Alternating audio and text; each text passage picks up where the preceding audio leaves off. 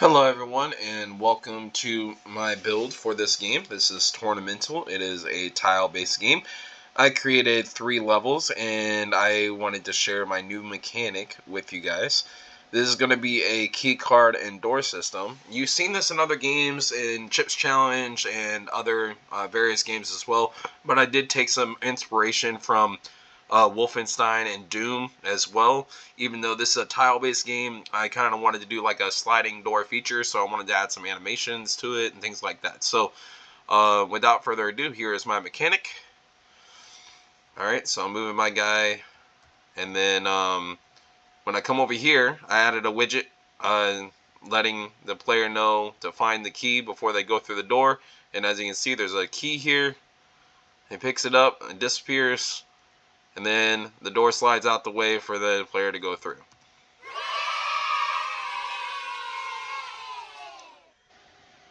Alright, and then here's level 2. This time, instead of just one door, I added 2. So, again, got to find the key, and then pick up the key card. And I went with a strategy as well. Gold's the last one that you would pick up for each one. So green's the first one, as you just seen here, and then gold for the last one, and then we'll get to that in a minute. Alright, so there's that one there. And then the last level, we did implement also a push box, because without pushing this box, you can't get anywhere. So, as you can see on the screen there, it says E to interact. So, push this box out the way so you can move forward. Alright, so go find the key again, pick up this green key card, come through this door. And then you can't come through this one because it says find the key. You have to come back over here, pick it up, and get right through there. And then same thing here, find the key, pick this one up, and slides out your way and to the finish line. So as you can see, the mechanic is the key card and door implementation, and again, it's been used in Chips Challenge for a tile-based game that I played recently. But they used it in a different way where you can just walk over the tile to open the door. I implemented a door moving on the tile once you get it. So that is the playable version. So let's go out real quick and...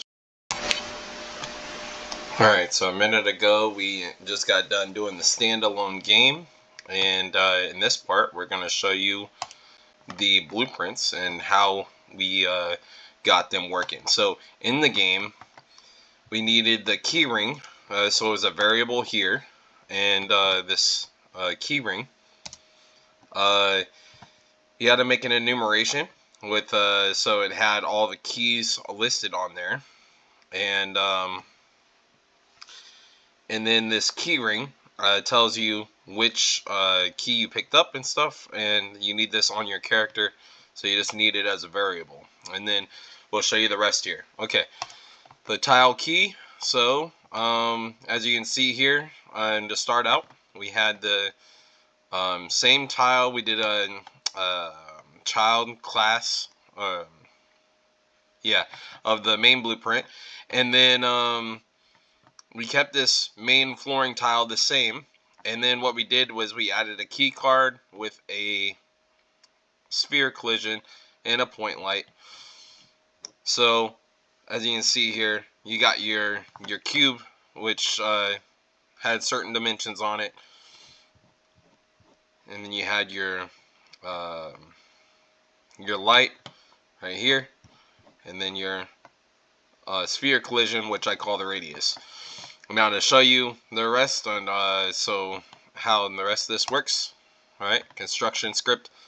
So to get it to look that kind of material, because the initial cube is a different material, what we had to do was we had to use this construction script to set the material of the cube, promote this material to a variable, and make it seeable. So a key material here. And then also set the light color, and it comes with the light already on there, but then also you want to promote this new light color to a variable so you can choose, and then also make that visible so you can choose that in the scene. And then on your event graph, up here, your event on entered, you're always going to have that parent, what does the main tile do, but then as well, here's all the extra stuff. So you're going to cast it to your player, and then you get your keyring that we just got done talking about on the main character. And then you're going to pull from this execute, and you're going to look up add unique, because it is unique to a certain key that you want to pick up. And you attach the keyring to the array, and then you have to make a new variable here in the key as the key ID, because the key ID, if you took this off, then it would just have the whole list from your enumeration of what key. But this key ID, if you have that plugged in, you'll be able to choose it from a list on the main viewport. And so you want to make sure, again, this is visible on the viewport. And then this last part, instead of just destroying the actor for excuse me, for some reason the destroy actor wasn't working, so we decided to set up a visibility, and we made the cube as the target, and this would hide it in the scene, so that way it looked like you picked it up. Alright, and then event on exit, you can cast your entity player, so you can leave the block instead of being stuck there. Alright, and then your last one, the door. Let's go up. I'll explain all these real quick. Okay, in your begin play, as you see, I have comments in here. Okay, your begin play, you're going to have your door and relative location and the start location. So your start location is going to be a vector, because it's what way is the door going. And then, okay, your event on entered, because I had to change this. The event on entered and event on exit, the reason why I had to change it to those is because when I had it on this radius, well, I didn't even explain that part yet. Give me just a minute. Alright, so we come back over here.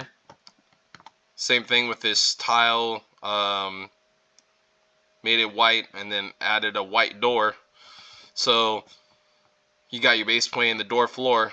The door itself, you had to make sure it made sense. The radius of, where the player interacts at, and then your arrow telling you what way the player goes through the door. Okay. Construction script, there is none. Oop. Uh-oh.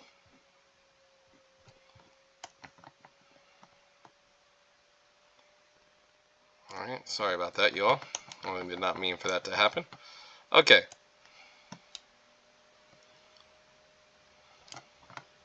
Dang it, come on.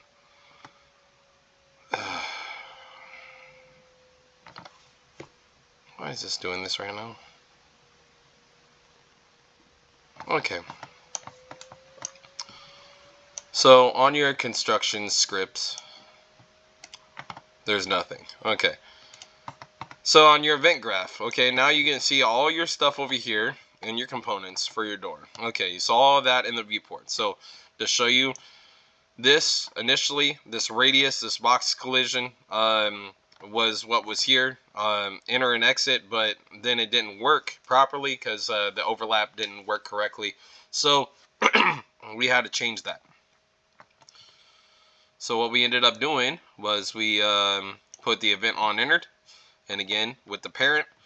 Okay, cast it to the player, and char is your character in the area. Okay. If your character is in the area, is the door locked? So you had to create a variable, a true or false variable. Is the door locked? It's a boolean as the condition here. And then here, as your player, does this character have a key needed to enter? So again, your key ring that I showed on the entity player, and then the key needed, you're going to add a variable here, as well, using that same enumeration again as your reference.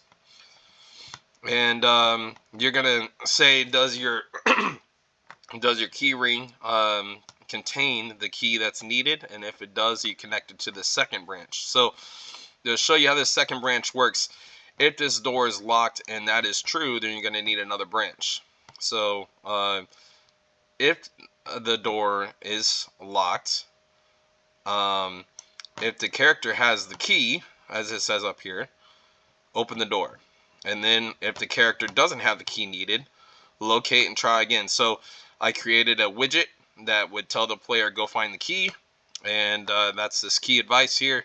And then add that to the viewport so it pops up for the player to see. Okay, and then on this one, if the door is locked and that is false, if the character approaches the door and no key is needed, then just open the door. In this case, I didn't need this necessarily, but I went ahead and added it anyway because all my doors require keys. Okay, and then event on exit, again, cast it to my character. And then once I'm through the door, and the door is open, so you have to add a variable there. Again, true or false statement. This isn't necessarily needing to be visible, so that's why it's invisible there. And then you're going to call the function, close the door, and this door open, you're going to have it unchecked because it's not open. And then you're going to have your last little bit here. Your custom events, which calls these functions, the closed door, open door, stuff like that, you're going to have these custom events go from play and reverse. And then your timeline, which goes for a certain amount of time. Your start and end location for your A and B on your vector, so you're going to have an in location vector down here as a variable. And then your alpha, make sure you plug that in here on your alert vector. And then your door, you're going to set that relative location. So with that, that is all the technical stuff of my walkthrough here. And then let me just pull up this enumeration real quick so you can kind of see that. All right. And then we'll wrap this up. So as you can see, in each one, I created a new enumerator, and then I labeled it for which level was for, so that way I could update it in the details panel. Alright, so that will wrap this up, and thank you all for checking out my mechanic, and look forward to seeing you guys soon.